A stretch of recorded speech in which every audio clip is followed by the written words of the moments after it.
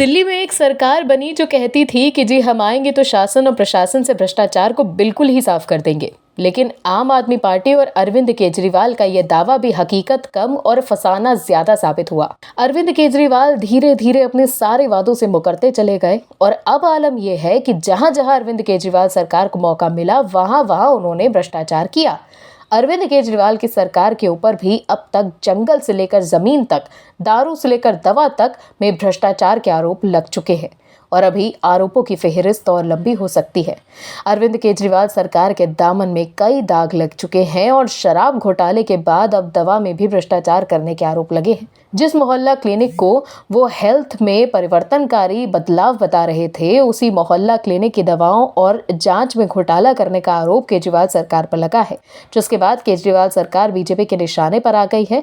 लेकिन केजरीवाल सरकार है कि सच बोलने को तैयार नहीं।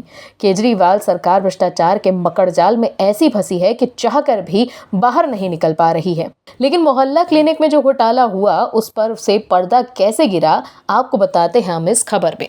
दिल्ली में चल रही इन मोहल्ला क्लिनिक्स में फर्जी लैब परीक्षण के आरोप लगे हैं।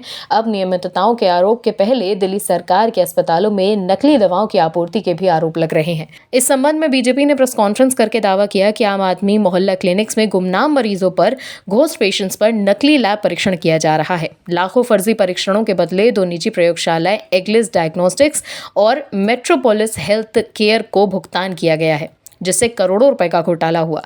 दरअसल एलजी द्वारा जारी किए गए जांच आदेश में दावा किया गया है कि अगस्त 2023 में दिल्ली में 7 मोहल्ला क्लिनिकों के कुछ डॉक्टरों और कर्मचारियों द्वारा पहले से रिकॉर्ड किए गए वीडियो के जरिए अपनी उपस्थिति दर्ज करने की घटनाएं सामने आई। ये मोहल्ला क्लिनिक दक्षिण पश्चिम दिल्ली, शाहदरा और उत्तर पूर्वी दिल्ली जिलों में स्थित है। एक और बात सामने आई कि इन मोहल्ला क्लिनिकों में मरीजों को डॉक्टर की गैर मौजूदगी में ऐसे कर्मचारी दवाएं वितरित करते थे जो अधिकृत ही नहीं थी। इससे मरीजों का जीवन खतरे में पड़ने की बात कही गई। सितंबर 2023 में इन कर्मचारियों के खिलाफ कार्रवाई की गई और उन्हें पैनल से हटा दिया गया। उनके खिलाफ एफआईआर भी दर्ज की गई। इसके बाद एलजी के आदेश पर दोनों प्राइवेट लैब एग्लिस डायग्नोस्टिक्स और मेट्रोपोलिस हेल्थ केयर से मिले 3 महीनों के डेटा की समीक्षा की गई। सैंपल लैब टेस्ट डेटा जुलाई से सितंबर 2023 के बीच का था। समीक्षा के दौरान ये पाया गया कि मरीजों के पंजीकरण और बाद में उन पर किए गए लैब टेस्ट के लिए नकली या ऐसे मोबाइल नंबरों का उपयोग किया गया जो थे ही नहीं।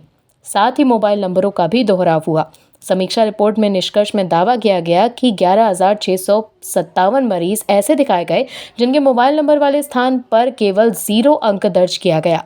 8,251 रोगी ऐसे मिले जिनके मोबाइल नंबर खाली मिले, यानी उनका कोई नंबर ही नहीं था। कुछ मरीजों का मोबाइल नंबर 999999 दर्शाया गया और इनकी संख्या 3092 बताई गई। 1, 2, 3, 4, 5 से शुरू होने वाले मोबाइल नंबर 400 दिखाए गए जो भारत में होते ही नहीं हैं। 999 मरीज ऐसे दर्ज थे जिनके मोबाइल नंबर 15 बार या अधिक बार दोहराए गए। इसके बाद 4 जनवरी 2024 को एलजी वी.के. सक्सेना ने सीबीआई जांच की सिफारिश कर दी और 5 जनवरी को केंद्रीय गृह मंत्रालय ने मोहल्ला क्लिनिक में कथित फर्जी लैब टेस्ट मामले में सीबीआई जांच की अनुमति दे दी। दोस्तों, अब देखना यह है कि इस मोहल्ला क्लिनिक के भ्रष्टाचार में कौन कौन से लोग सामने निकल के आते हैं। Bureau report OMH news. और भी वीडियोस देखने के लिए चैनल को सब्सक्राइब करें और बेल आइकन को दबाएं।